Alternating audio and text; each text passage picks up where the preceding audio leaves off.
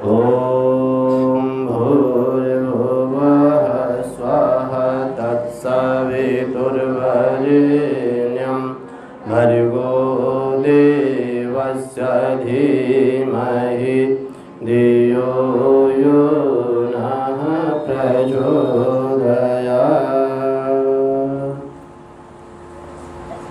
ॐ गुरुर्ब्रह्मा गुरुर्विष्णु गुरुदेव महेश्वर गुरु साक्षात् परब्रह्म तस्मै श्री गुरुवे नमः।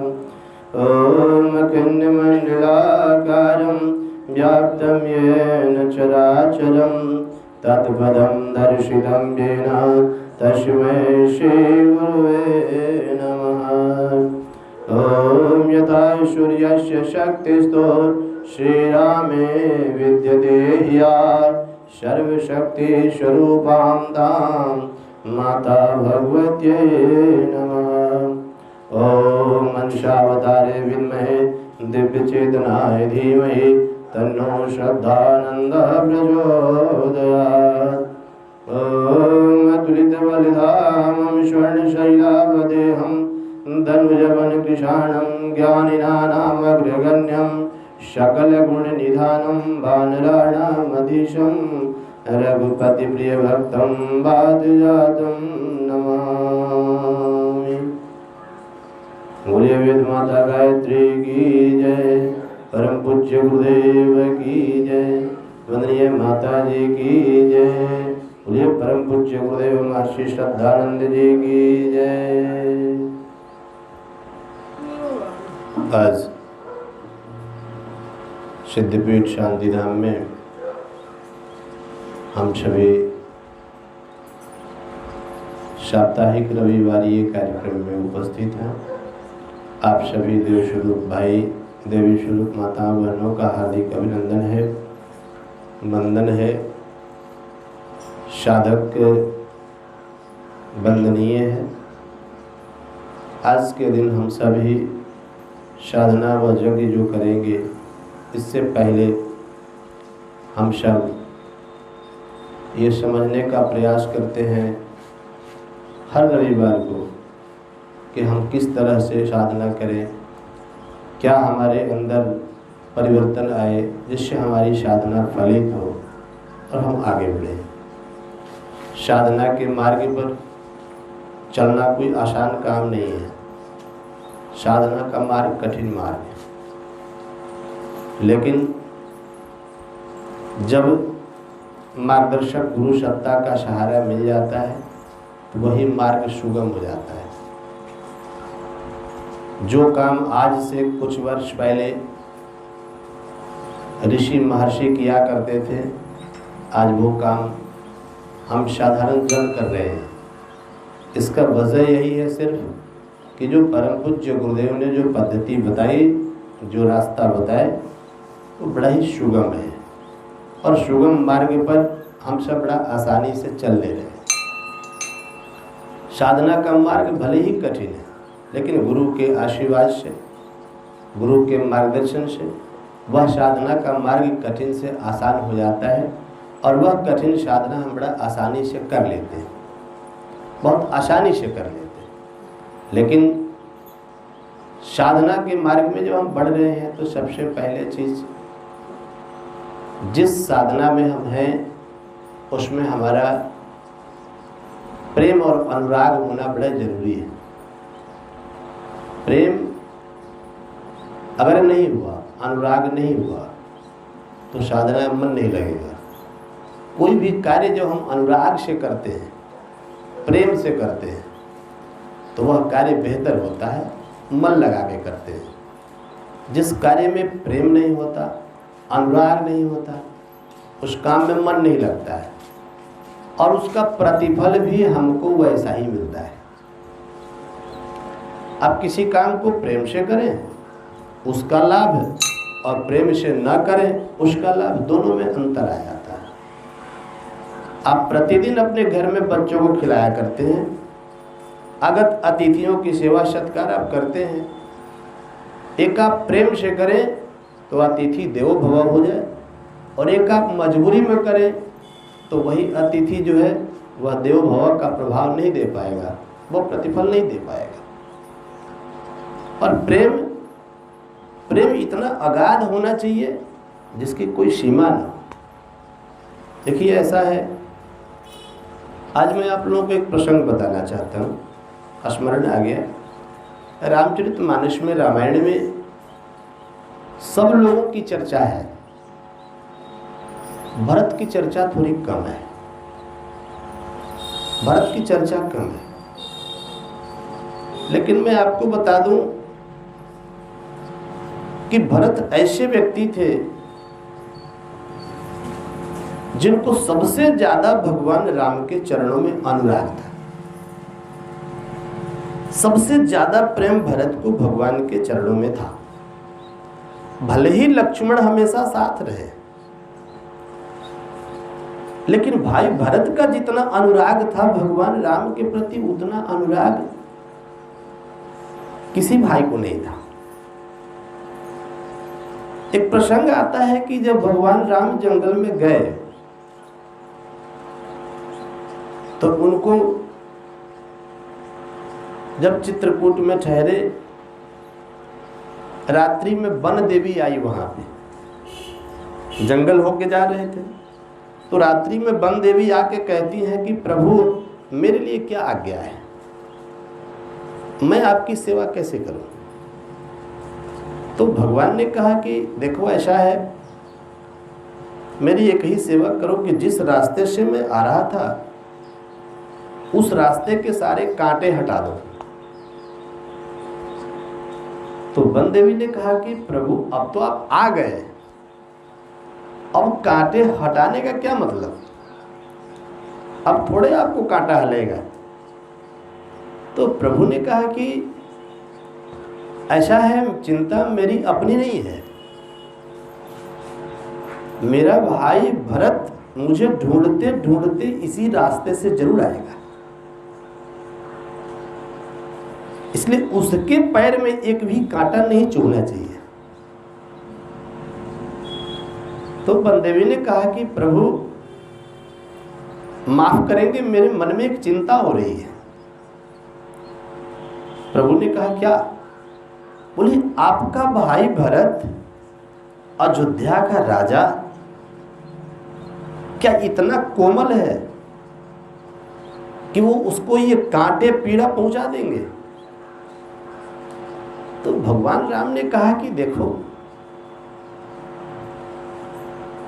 प्रश्न ये नहीं है, मेरा भाई तो वज्र से भी कठोर है, मेरा भाई तो ऐसा है कि अगर इंद्र का वज्र भी उसके सीने से टकराए तो टूट जाए, उसके पैर इतने सुकोमल नहीं है। लेकिन जैसे ही उसके पैर में एक कांटा भी चुभेगा ना, तो वह यह सोच कर मर जाएगा कि मेरे भैया राम के पैर में ऐसे ही कांटा चुभ रहा होगा। यह जो अद्भुत प्यार है, यह जो प्रेम है, जो अनुराग है, यह सबके अंदर नहीं है। और एक प्रसंग यह भी आता है कि जब ऋषि भारद्वाज के आश्रम में जब भरत जी पहुंचते हैं तो पूछते हैं भरत जी की, मुनिवर भैया राम को मनाने में जा रहा हूं, क्या वो मान जाएंगे? क्या मेरे कहने से वो अयोध्या वापस आएंगे? मेरी मां उनको वन में भेज दी और मेरी मां मेरी वजह से इतनी बड़ी गलती कर दी, क्या भैया हमको माफ करेंगे?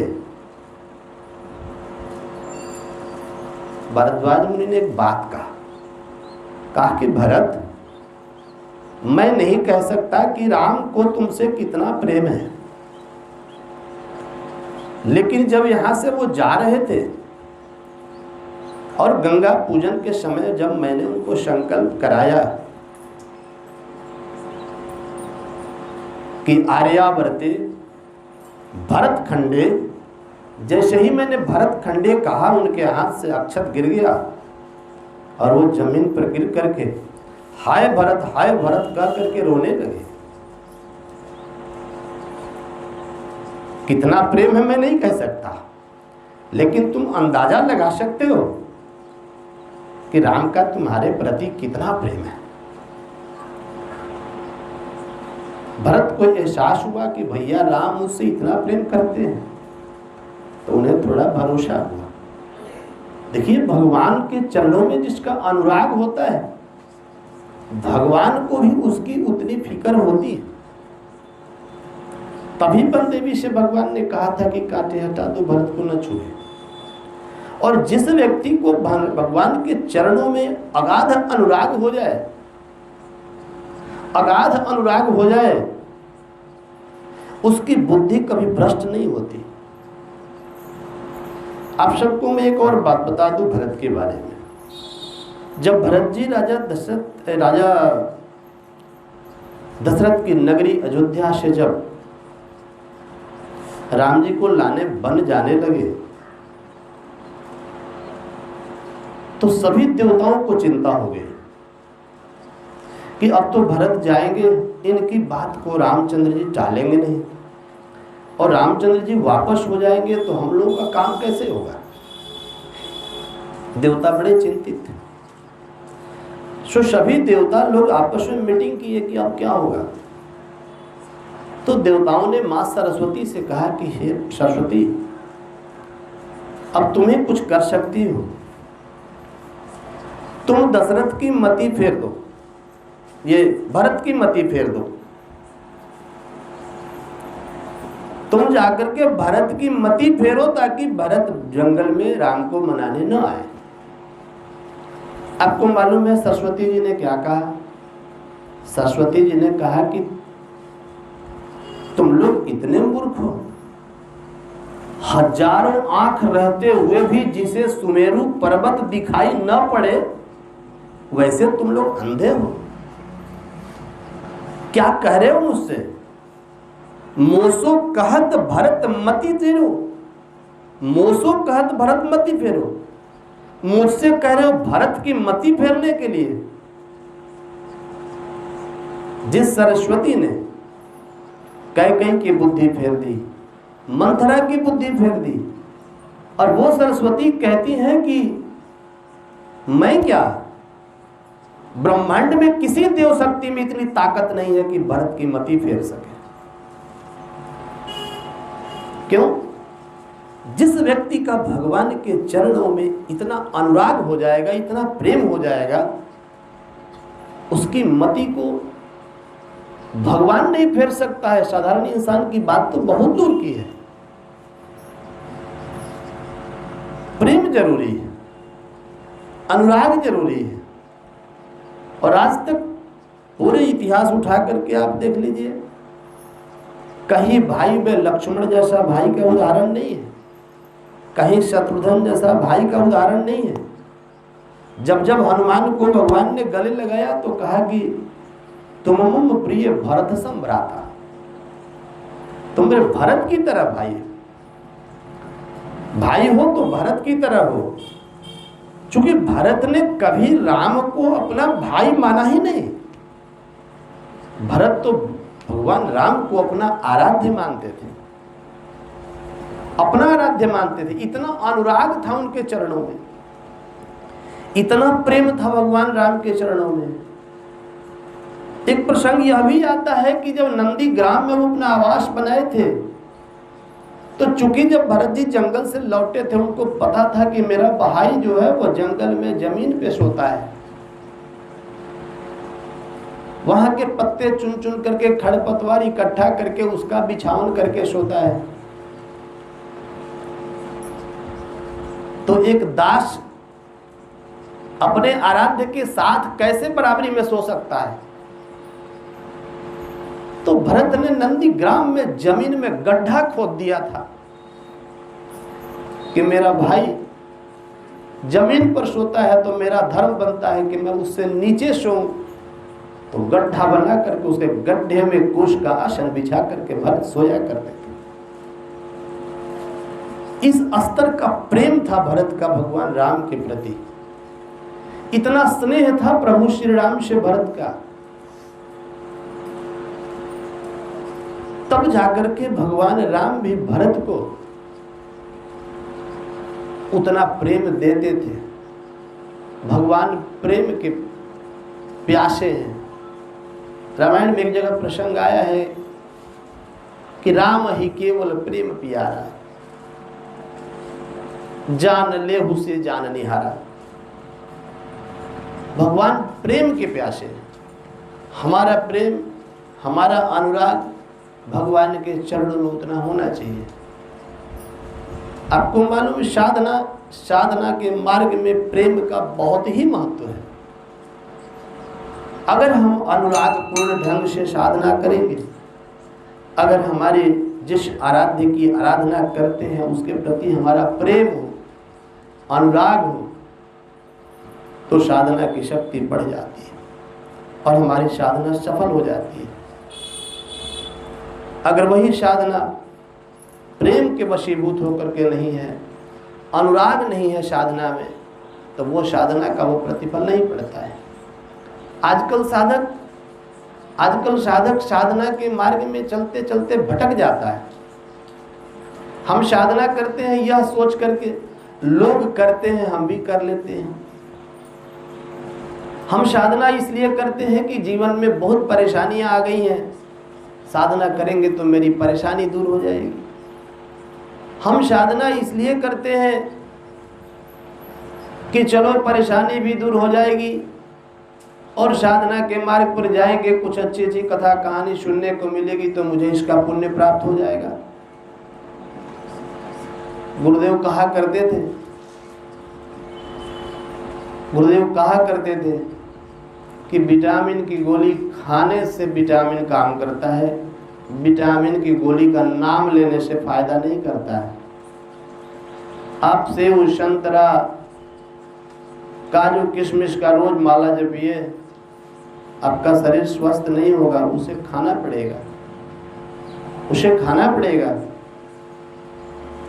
साधना के मार्ग पर जब हम चलते हैं तो भगवान के प्रति अनुराग रखना पड़ेगा और अनुराग रखने के बाद जब हम साधना करेंगे, साधना को आत्मसात करेंगे, तब हमको उसका लाभ मिलेगा। लाभ तो सोचना ही नहीं चाहिए। लाभ सोच करके अगर आप काम करेंगे तो आप तो भगवान के साथ सौदेबाजी कर रहे हैं। ये तो व्यापार हुआ, रिश्ता कहाँ बना? भगवान से रिश्ता कहाँ बना? ये तो व्यापार हो गया। 5 माला का हम जप करेंगे, बदले में आप मेरी बीमारी ठीक कर देना, बदले में आप मुझे कुछ संपत्ति दे देना, बदले में आप मेरा ये काम कर देना। ये तो व्यापार है, यह अनुराग नहीं है। अनुराग तो ये है कि हम कर रहे हैं, आप क्या करोगे आपकी मर्जी। हम तो आपके प्यार में विवश हैं, हमको तो मोहब्बत हो गई आपसे, अब हम तो मान नहीं सकते। अब आप क्या करोगे आप जानो। पार्वती की परीक्षा लेने सप्तऋषि गए थे, कहा था कि किससे प्यार कर बैठी, किसको अपना वर बनाना चाहती हो, किससे शादी करना चाहती हो। न जिसका घर है, न द्वार है, न खाने का ठिकाना है, न तन पे कपड़े हैं, नंग धड़ंग रहता है, कैसे को तूने चुन लिया? अरे तुम एक बार हाँ कह दो तो मैं जो है त्रिलोक के मालिक भगवान विष्णु को ले आकर खड़ा कर दूं, उनसे शादी कर ले। वैकुंठ में उनकी सारी संपदा है। लेकिन पार्वती ने एक बार भी कुछ कहा नहीं और उन्होंने सीधे कह दिया कि बरं शंभु न रहूं कुमारी, शादी करूंगी तो मैं भगवान शिव से, अन्यथा मैं बिना शादी के ही रह जाऊंगी। क्यों भाई? अब लगन तुमसे लगा बैठा तो जो होगा देखा जाएगा। अब तो प्रेम हो गया, वो चरणों में अनुराग लग गया। अनुराग जो लगा इसमें कोई स्वार्थ नहीं था। स्वार्थ होता है वहां सिलेक्शन होता है कि इनसे बढ़िया अगर इनसे स्वार्थ सध जाए तो इनसे कर ले, इनसे बढ़िया इनसे स्वार्थ सध जाए तो इनसे कर ले। जहां कोई स्वार्थ नहीं है निष्काम अनुराग प्रभु के चरणों में आ गया तो फिर आ गया। कोई कामना नहीं, कोई कामना नहीं है, कोई स्वार्थ नहीं है, और हम साधना के मार्ग पर अनुराग पूर्वक ढंग से साधना कर रहे हैं। अब वो जो साधना फलित होगी, कहा जाता है ना कि जो साधक साधना करता है, अनुराग पूर्वक करता है, तो जो चीज हम लोग आज सोचते हैं ना, सोचकर साधना करते हैं ना, ये तो बिना बुलाए रिद्धि सिद्धि संपत्ति सब बिन बुलाए ही पीछे दौड़ता है। अर्जुन और दुर्योधन दोनों ही गए थे भगवान से मदद मांगने। अर्जुन ने कहा कि मुझे सिर्फ आप चाहिए। बोले देख भैया, हम लड़ेंगे भी नहीं, हम हथियार नहीं उठाएंगे। अर्जुन ने कहा कि मुझे आपसे लड़वाना नहीं है, बस मुझे आपका साथ चाहिए। दुर्योधन कहा कि जब आप लड़िएगा नहीं तो मेरे साथ जाके क्या कीजिएगा? तो बोले एक तरफ मेरी पूरी सेना है, सेना ले जा। बोले अपनी सेना ही दे दीजिए। हम लोग सेना मांगते हैं दुर्योधन की तरह, हम सेना मांगते हैं। अर्जुन की तरह हम उनको नहीं मांगते। कभी साधना में हमारे मन में ये बात नहीं आती कि प्रभु साधना आपके लिए करते, हे माँ आप मुझे मिल जाओ, आपके चरणों में मेरा अनुराग हो जाए। हम किसी निमित्त करते हैं, हम उनकी सेना मांगते हैं कि मेरा युद्ध में विजय श्री प्राप्त हो, इसके लिए सैनिक दे दे। जीवन के समर क्षेत्र में हम विजयी हो जाए, इसलिए मुझे ये दे दे वो दे दे। ये हमारी जो मांग है यह दुर्योधन की तरह है। हमारा जो अनुराग है वो अर्जुन की तरह होना चाहिए। और जब अर्जुन की तरह हमारा अनुराग होगा, हम सिर्फ प्रभु को पाना चाहेंगे, उनका साथ चाहेंगे, हम सिर्फ माँ का सानिध्य चाहेंगे, तो उस समय मालूम होता है जिस तरीके से अर्जुन के युद्ध भूमि में भी उस रथ के ड्राइवर बने थे, सारथी बने थे भगवान। जब कोई व्यक्ति निष्काम भाव से अनुराग पूर्वक ढंग से सिर्फ माँ को पाना चाहता है, प्रभु को पाना चाहता है, तो प्रभु उसके अंतःकरण में विराजमान होकर उसके सारथी बन जाते हैं। उसके जीवन के इस समर क्षेत्र के वो सारथी होते हैं। जितने भी तीर चलेंगे, जितने बाण चलेंगे, सब प्रभु स्वयं आगे खड़े होकर के सह लेंगे। सारा कष्ट अपने ऊपर ले लेंगे, अपने उस दास को दुखी नहीं होने देंगे जिस दास ने उनको पाने के लिए प्रार्थना किया था, जिनके चरणों में अनुराग लगाया था। कभी भगवान ऐसा नहीं होने देगा। अब पूरे जो है आज तक का नहीं, सतयुग से लेकर के और कलयुग तक का इतिहास उठा के आप देख लीजिए, जिन जिन लोगों ने भगवान के चरणों में अपना प्रेम लगाया है, अनुराग लगाया है, दुनिया की कोई भी शक्ति उनका बाल बाका नहीं कर पाई। भगवान सारे कष्ट स्वयं सहते चले गए, लेकिन अपने दास को कष्ट नहीं होने दिया। हम सब दास बन का आ रहे हैं, हमारा अनुराग लग का आ रहा है भगवान के। हर रविवार को साप्ताहिक कार्यक्रम में यह समझाने का प्रयास हम करते हैं कि धीरे धीरे हमारा अभ्यास ऐसा बन जाए कि प्रभु के साथ वह रिश्ता बन जाए, कि प्रभु के चरणों में इतना अनुराग हो जाए कि फिर हमारी जो साधना है वह निष्काम हो जाए, इसके पीछे कोई उद्देश्य न रहे। लाभ तो स्वतः होना है।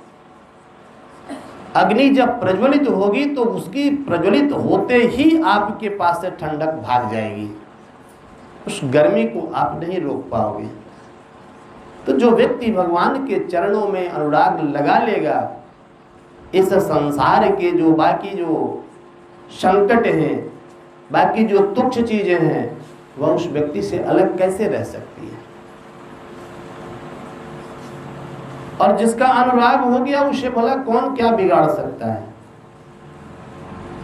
अब देखो मीरा को, देखो आप, भगवान के चरणों में अनुराग हो गया। इस कलयुग की बात है ना, मीरा सतयुग में नहीं थी, द्वापर में नहीं थी, त्रेता में नहीं थी, मीरा तो कलयुग में थी। इस कलयुग में मीरा को भगवान कृष्ण से अनुराग हो गया। इतना अनुराग हो गया कि अब उसके दिमाग में कृष्ण के अलावे कोई नहीं है। मेरे तो गिरधर गोपाल दूसरो ना कोई। ऐसी लागी लगन मीरा हो गई मगन, वो तो गली गली हरि गुण गाने लगी।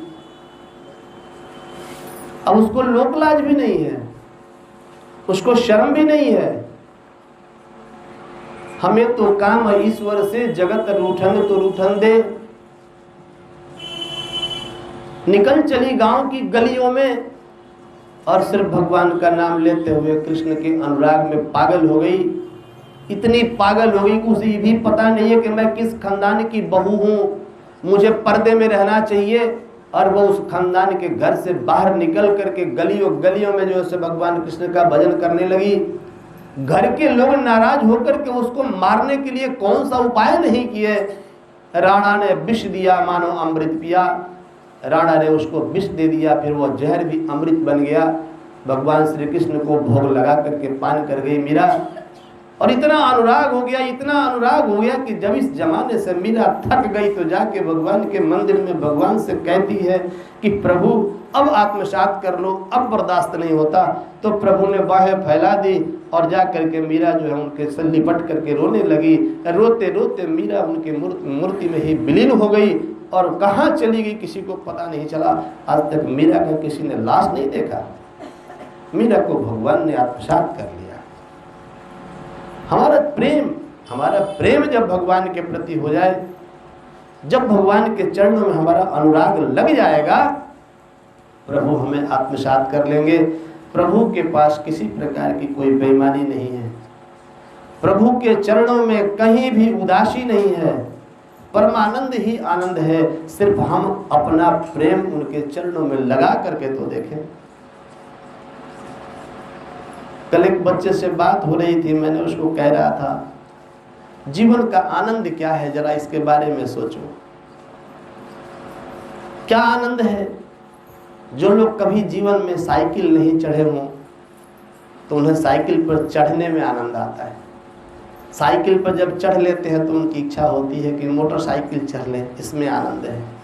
फिर उनकी इच्छा कार की होती है, हवाई जहाज की होती है। घर का खाना पसंद नहीं आता, जब होटलों का खाना खाने की इच्छा होती है, बड़ा आनंद आता है। और जब होटल में भी खा लेते हैं तो इनकी इच्छा होती है कि थोड़ा 5 स्टार होटल में खाते। और जब सब जगह खा लिया तब आनंद कहाँ ढूंढोगे? अब तो हवाई जहाज भी चढ़ लिया, उससे ऊपर किस पर चढ़ोगे? आनंद की प्राप्ति नहीं हो रही है, आनंद की प्राप्ति नहीं हो रही है। और वही व्यक्ति भौतिक जीवन में, सांसारिक जीवन के आनंदों को लात मार करके और जब भगवान के चरणों में आता है, जो उसे परमानंद की प्राप्ति होने लगती है, तो बाकी का सारा आनंद उसे जो है वह तुच्छ नजर आने लगता है। और मालूम होता है कि इससे बढ़ करके अब परमानंद कहीं नहीं है। क्योंकि जो परमानंद भगवान के चरणों में है, वो भगवान के चरणों में, उस संसार में कहाँ है? संसार का जो आनंद है वो आनंद नहीं है, वो क्षणिक है, वो क्षणिक है।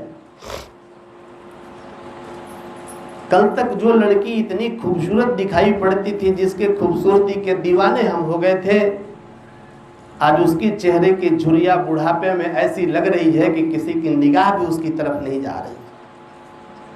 आप समझ सकते हैं ये कितने दिनों का आनंद है।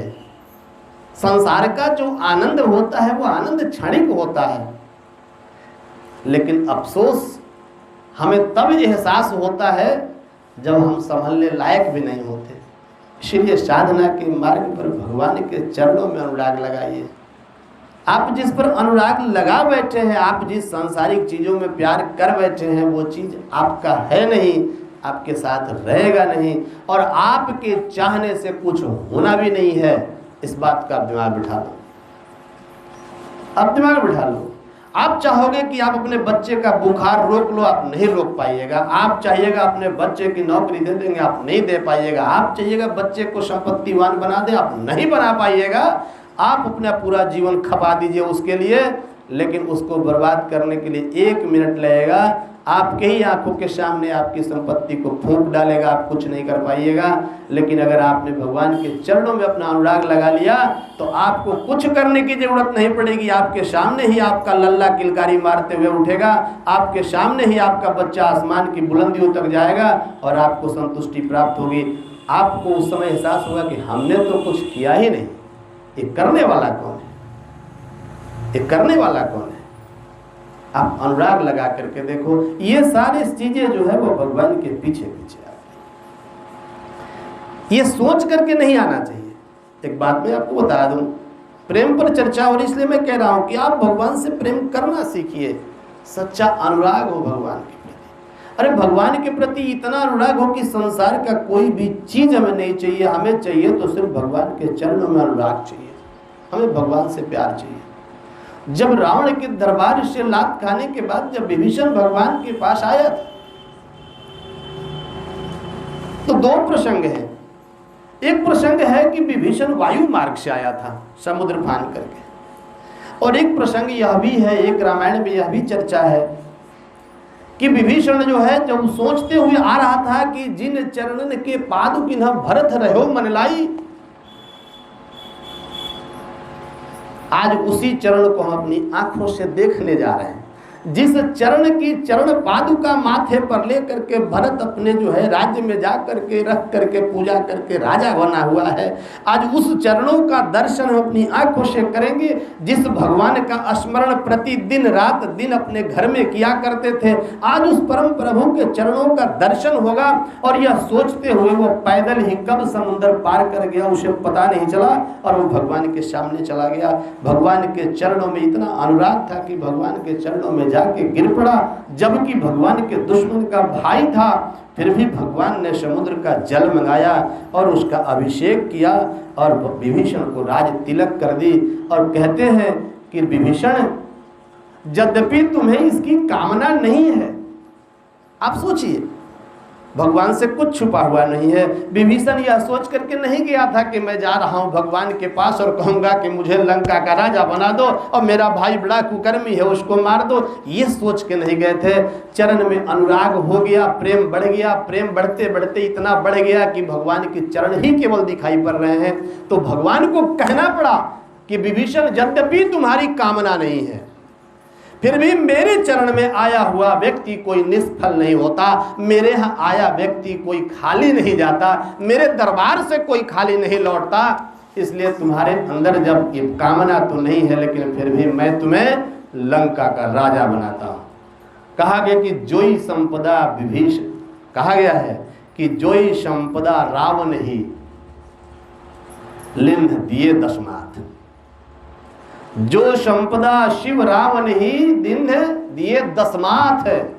रामायण में लिखा है जो संपदा भगवान शिव ने रावण को दिया था, कब दिया था? जब 10 बार अपना सिर काट करके रावण चढ़ा दिया था। असोई संपदा विभीषण ही सकुचि दिन रघुनाथ, और उस संपत्ति को जो 10 बार सिर काटने से प्राप्त हुआ था, भगवान राम प्रभु श्री राम सकुचाते हुए विभीषण को देते हैं। उनको यह भी कम लग रहा है, यह भी कम लग रहा है। जब भगवान के चरणों में अनुराग हो जाए तो भगवान पूरी दुनिया की संपत्ति अपने भक्त को देते हुए भी संकोच करता है कि यह भी कम है, इसको ज्यादा होना चाहिए था।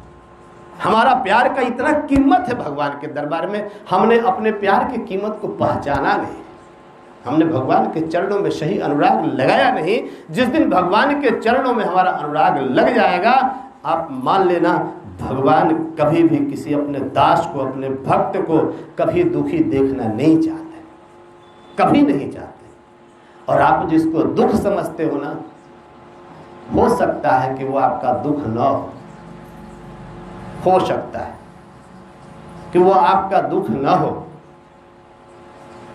मैं आपसे क्या कहूं, पति की लाश पड़ी है, पत्नी कराह रही है, चिल्ला रही है और रोते हुए प्रभु से कहती है कि प्रभु अब मेरा क्या होगा, मेरे ही सामने आपने मेरे पति को मार डाला। किसको? बाली की हत्या हुई थी, भगवान ने छुप के मारा था। तो भगवान ने कहा तुम्हारे पति को हमने कहाँ मारा? अगर तुम्हें लगता है कि यह तुम्हारा पति है तो यह तुम्हारे सामने पड़ा हुआ है, इसको ले जा। अगर इससे ज्यादा प्यार है तो इस शरीर तुम्हारे सामने है, अगर इस शरीर से ही तुम्हें मोहब्बत है तो ये तेरे सामने पड़ा है। और अगर इस शरीर के अंदर जो बाली है उससे तुम्हारा प्रेम है तो उसे दुनिया की कोई ताकत मार नहीं सकती। वो आज भी है, वो तो अमर है। तुम किसके लिए शोक करती है? किसके लिए शोक करती है? इस शोक से तुम बाहर निकलो, इस शोक से बाहर निकलो। जब उसके शोक का हरण किया था प्रभु श्री राम ने, तब उसने कहा था कि प्रभु मेरा एक पुत्र भी है, बोले इसकी चिंता तुम करोगी? जब मेरे ऊपर भरोसा कर लिया तो फिर इसकी चिंता तुम क्यों करती हो? और हनुमान प्रिय भक्त जरूर थे श्री राम के, लेकिन युवराज अंगद ही थे। अंगद को उन्होंने युवराज बनाया। और दूसरे जन्म में प्रभु श्री राम ने जब कृष्ण के रूप में आते हैं तो उसी बाली को कहते हैं कि तुम भी छुप कर मार कर इस संसार को बता दे कि अगर इस संसार में भगवान भी आएगा ना, अगर वो जैसा करेगा वैसा प्रतिफल उसे भी प्राप्त होगा। यही संसार का विधान है। तो बहेलिया बन करके बाली ने छुप कर भगवान कृष्ण को मारा था। भगवान जिससे प्रेम करते हैं उसे मुक्त कर देते हैं। आपके नजर में जो तकलीफ है उसको बदल डालिए। मैं सिर्फ एक ही चीज बताना चाहता हूं कि छोटी चीजों के लिए, तुच्छ चीजों के लिए बड़े दरबार में नहीं जाते। अगर 10 रुपए कर्ज मांगने हो तो मुख्यमंत्री के यहां मत जाइए। अगर वहां पहुंचना है तो करोड़ों का मांग कीजिए। इसलिए छोटी छोटी चीजों की कामना लेकर कभी मंदिरों के दरवाजे नहीं खटखटाते। मंदिर में अनुराग से जाते हैं, प्रेम से जाते हैं। भगवान के प्रति प्रेम से मंदिर में जाइए, और जाइए तो भगवान से उनके चरणों का अनुराग मांगिए। आप प्रभु को मांगिए, प्रभु से मत मांगिए, प्रभु को ही मांग लीजिए। और जब प्रभु आपको मिल जाएंगे ना, आपको दुनिया की हर चीज मिल जाएगी। आपको कुछ मांगने की जरूरत पड़ेगी, कुछ नहीं। आप 5 पांडव होते हुए भी आप कौरवों की सेना को पराजित करके पूरा महाभारत जीत जाइएगा, यदि आपके साथ साक्षात भगवान हैं। और अगर आपने भगवान को नहीं मांगा, आपने उनकी सेना को मांग लिया, तो आप करोड़ों दिखेंगे, लेकिन इस जीवन समर क्षेत्र में आप पराजित हो जाएंगे और हाथ मलते हुए इस संसार से विदा हो जाएंगे। इसलिए भगवान के चरणों में अनुराग चाहिए। मैं एक प्रसंग बता करके आपको आज की बात समाप्त करूंगा। मैं आपको बताऊं कि भगवान के चरणों में अनुराग की बात, एक बार का प्रसंग है कि सूरदास जी को भगवान श्री कृष्ण से किसी ने कहा कि सूरदास जी आपके अनन्य भक्त हैं, उनके आंखों की रोशनी आप दे दीजिए। तो भगवान ने कहा रोशनी क्या करेगा वो तो बिना आंख के ही हमारा दर्शन इतना अच्छा करता है कि मत पूछो। लिखा घुटरुनी चलत रेणु तनमंडित अरुण तिलक किए भाल। बिना देखे तो बता दिया कि मैं घुटरुनी चलता हूं और मेरे ललाट पर तिलक है, मेरे घुंघराले काले काले बाल हैं, इतना सुंदर दिखता है, उसे नेत्र ज्योति की क्या जरूरत है। भक्तों ने कहा प्रभु, लोगों में एक संदेश जाएगा कि भगवान का भक्त कभी ऐसे नहीं रहता। भगवान ने कहा लोगों को दिखाने के लिए, चलो हमारी भी इच्छा है, जब तुम कह दिए तो दिखाई देते हैं। तो भगवान सूरदास के पास गए, बोले कि सूरदास, मैं भगवान श्री कृष्ण प्रकट हो गया, बोलो क्या चाहिए। बोला प्रभु मुझे क्या चाहिए, मुझे कुछ नहीं चाहिए, मुझे तो आपके चरणों का प्रेम है बस। और भी चाहिए कहाँ, मुझे तो प्रेम है, मैं तो अपने प्रेम में हूं, आपको कमी लगे तो बढ़ा देना। भगवान ने कहा कि नहीं कुछ मांग लो। बोला नहीं प्रभु मुझे कुछ नहीं चाहिए। तो भगवान ने कहा चलो आज मैं तुम्हें तुम्हारे नेत्र की ज्योति प्रदान करता हूं। और भगवान ने अपने हाथों से उनके दोनों आंखों का स्पर्श किया और उनके नेत्रों में ज्योति आ गई। और सूरदास जी भगवान श्री कृष्ण को सामने खड़ा देख करके भाव विभोर हो गए। आंखों से आंसुओं की धारा चल पड़ी। रोने लगे सूरदास। रोते रोते उनके मुख से निकला कि प्रभु अब मुझे मांगने की इच्छा है। आपने कहा था कि कुछ मांग लो, तो अब मैं मांगना चाहता हूं। जो भक्त खड़े थे उनके मन में आया कि आंख में ज्योति आते ही लालसा बढ़ गई, थोड़ा टीवी देख लेते, सीरियल देख लेते, कुछ संपत्ति दे देते, तब नहीं सब भी देख करके थोड़ा ज्योति आ ही गई है तो आंख का जो भूख है मिटा लेते। तो भगवान मुस्कुराए, बोले कि क्या चाहिए बोलो, जो चाहिए मांग सकते हो। तो सूरदास जी ने कहा था कि प्रभु आपने जो आंखों की जो ज्योति हमें दी था उसे वापस ले लीजिए। भगवान मुस्कुराते हुए कहते हैं क्या हुआ, एक तो तुम्हारी ज्योति नहीं थी, मैंने ज्योति दे दी, अब तुम फिर अंधे होना क्यों चाहते हो। तो सूरदास ने कहा कि प्रभु जिन आंखों से मैंने आपका दर्शन कर लिया, अब इन आंखों से मैं संसार के तुच्छ चीजों का दर्शन करना नहीं चाहता। जब मैंने आपको ही पा लिया तो शेष क्या रह गया, शेष क्या रह गया। इसलिए प्रभु मुझे आंखों की दृष्टि नहीं चाहिए। भगवान श्री कृष्ण मुस्कुराए। जिन लोगों ने कहा था कि सूरदास की ज्योति दे दो, उन्हें एहसास कराना था भक्त को ज्योति की जरूरत नहीं है, भक्त को किसी चीज की जरूरत नहीं है। जिसको भगवान के चरणों में अनुराग हो जाए उसे फिर किसी चीज की कामना नहीं रहती। केवट को भी भगवान राम ने कहा था कि केवट कुछ ले लो, तो केवट ने भी भगवान को यही कहा था कि यह कछु नाथ न चाहिए मोरे, दीन दयाल अनुग्रह तोरे। कहते हैं कि हमें कुछ नहीं चाहिए, अब कछु नाथ न चाहिए मोरे, दीन दयाल अनुग्रह तोरे। बस आपकी कृपा है हम पर, यह काफी है, हमें कुछ नहीं चाहिए। चूंकि जो था सब कुछ मिल गया, जिससे मांगते हैं जब वही मिल गया, जब उसका ही प्यार मिल गया। जब हमारी शादी किसी लड़के से हो ही गई तो उसकी संपत्ति तो ऑटोमेटिक वो हमारी हो ही गई। उसके लिए अलग से कोई बॉन्ड थोड़े भरवाना है, मांगना है। अरे जब हमने प्रभु के साथ रिश्ता जोड़ ही लिया, जब उनके चरणों में अनुराग हो गया, जब हमारा उनसे प्रेम हो गया, तो जब प्रभु हमारा है तो प्रभु की सारी चीजें हमारी है, उनके सारे संपत्ति हमारी है, सब पर मेरा अधिकार है, क्योंकि मुझे उनकी जरूरत थी और वो मिल गए। इसलिए साधना के मार्ग पर चल रहे आप सभी साधकों से मेरा यह अनुरोध है, आप मन को भटकाएं नहीं, आप प्रभु के चरणों में लगाएं। प्रभु के चरणों में जब सच्चा अनुराग हो जाएगा, जब सच्चा प्रेम हो जाएगा, तो संसार की कोई भी चीजें आपके लिए